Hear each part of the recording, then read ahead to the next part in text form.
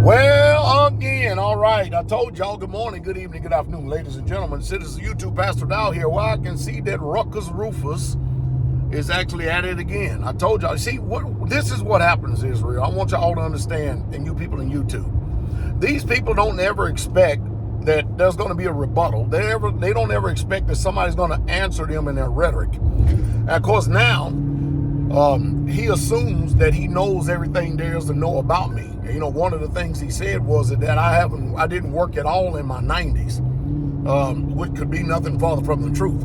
Let's just look at this thing. You know, when I started Straightway, that was Pastor Dow.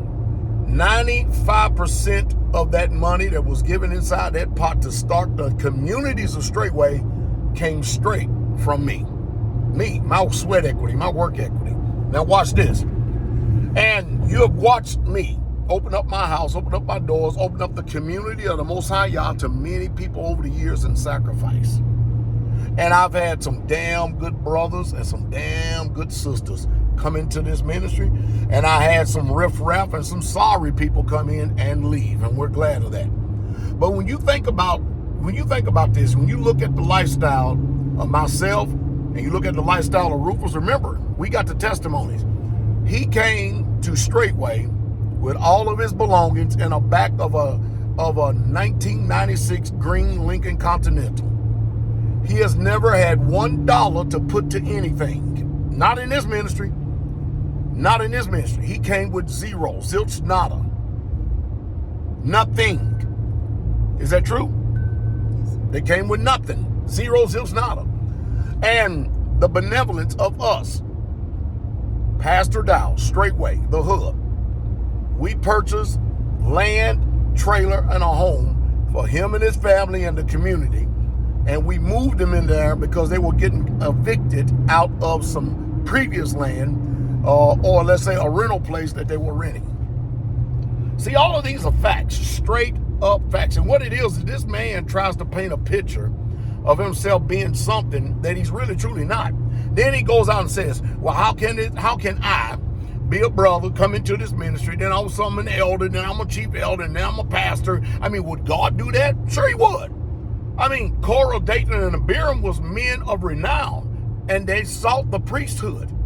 I just got finished speaking to Jonathan and the brother, and I'm heading to Georgia right now to have a meeting with Straightway Georgia down there to set everything in order to do what I can to mend the hearts of these people so they can learn how things ought to be done the straight way.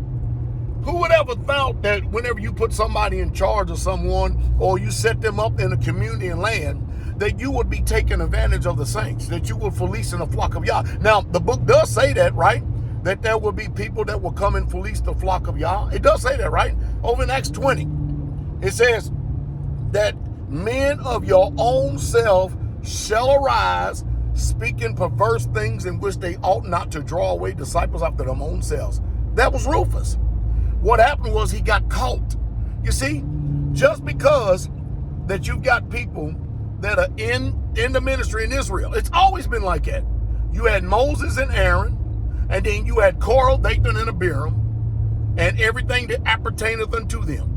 You had all these people right here that rose up against Moses, rose up against Aaron, and thought that they were something when they were nothing. And they believed that they self was so much of something that, man, the Most High Yah used Moses, and the Most High Yah turned around and gave them the judgment and opened up the earth and swallowed them up.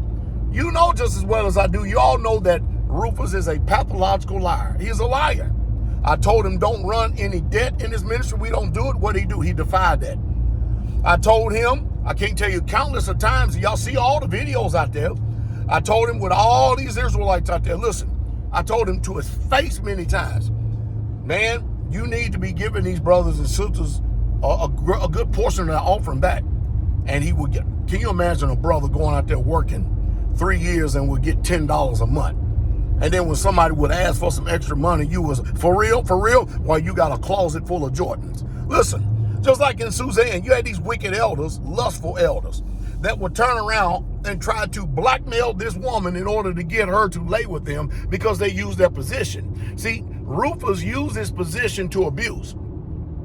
And Pastor Dow, it took a little time, found out about it, and I got him. Did you hear what I said? I caught him red-handed with his hand in the cookie jar. And you know how I caught him? Because the same way that he tried to cause division, discord, and dissension with Elder Kabir, Pastor Corey, and Pastor Muir, he tried that with me.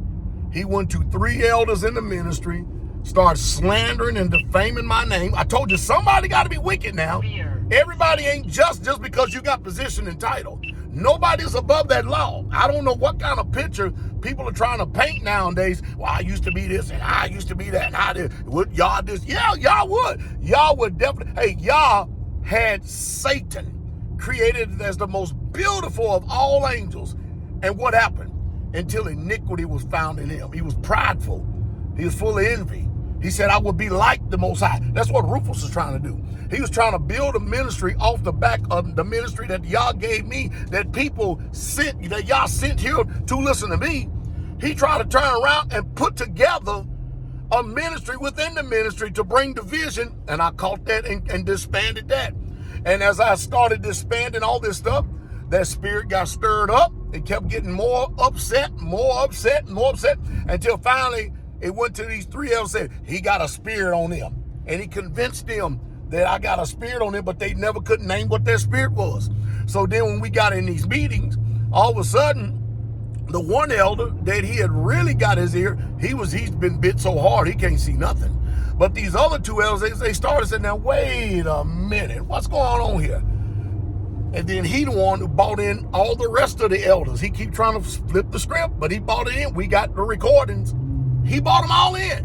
And the more he spoke, everybody started looking at him because he has been labeled the accuser of the brethren. And then when he could figure out that, hey, man, I'm caught red-handed, what does he do? He go run to the cardinal court of public opinion. Well, I hear that he wants to now offer his services to New Bead. Man, let me tell y'all something. Go ahead. I hope you take it. Because when I get down here to Georgia, I am going to videotape the whole entire, all the lands that he owned in Georgia. And I'm going to show y'all what work has been done in 10 years of service with so-called boots on the ground under his leadership. It's pathetic. It's sorry. I got Elder Mitchell, young man, that's done surpassed him 10 times older. Pastor Muir and him up in Indy. Man, they done passed him 10 times older. Elder Kabir, every other elder. And you know, this is something that my wife and I was talking about. The one thing we noticed different about this whole situation is that Elder Austin, Kyle Balmore, he came in with zero or nothing either, and we spent thousands of dollars to help him. What did we get back in return? Piss and shit. Ungratefulness, unthankfulness, unholy. Rufus Carswell, what did he come in with? Nothing. Zero, zilch, nada. Nothing. See, in other words, every time we bent over backwards to help someone, ooh boy, man, these prideful people, man, they turn around and they turn around and bit us and stole from us. Stole from the Israelites. But anytime people have got teeth in the game, where they'll put their own money up and open up these communities for Israelites to come in and to dwell in common unity, these communities are thriving. They are striving and thriving. But these ungrateful and unthankful and unholy people, listen, Diopetres over in 1 John, man, he loved to have preeminence. What'd he do? Prating against us with malicious words. Y'all will reward him according to his ways. That's Rufus, a Diopetres. Man, Demas have forsaken me. Why? Because he loved his present world. Demas, at one time, Paul said, hey, only Luke and with me is with me. Huh? One time Demas was with him, but then he forsaken. So don't y'all get up there deceived and at these pictures painted because you achieved some certain thing. I mean, after all, President Nixon, he became president and then he had resigned because of Watergate. Just because people got position and title don't mean they can't be corrupt.